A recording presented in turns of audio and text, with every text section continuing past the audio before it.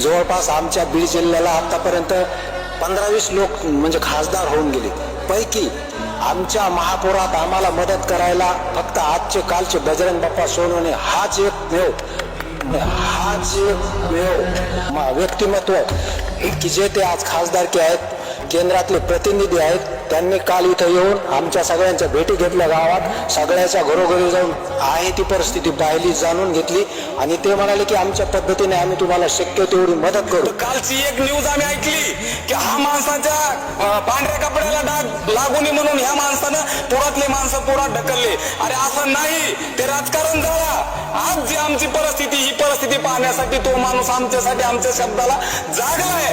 त्याच्यामुळे माझी एक विनंती आहे या चॅनलच्या माध्यमातून, ते तुमचा बाकीचा राग रोष, विरोध प्रतिविरोध, राजकारण हे सगळं आज खड्ड्यात घाला. आले होते, काय आश्वासन दिले?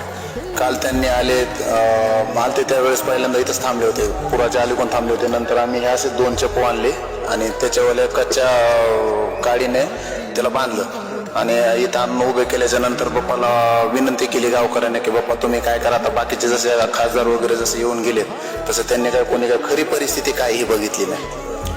मग बाप्पा म्हणले तुमचं म्हणणं काय नाही, म्हणलं तुमची परिस्थिती काय नेमकी मला बघायची सगळीच. तर म्हणलं बाप्पा तुम्हाला परिस्थिती जर बघायची असेल तर आमच्यासोबत पलीकडे यावं लागेल. तर मग नंतर काय केलं आम्ही, इमर्जन्सी म्हणून हे दोन चप्पूच्या लाद्या तयार करून कच्च्या लाकडाच्या ह्याने बांधल्या.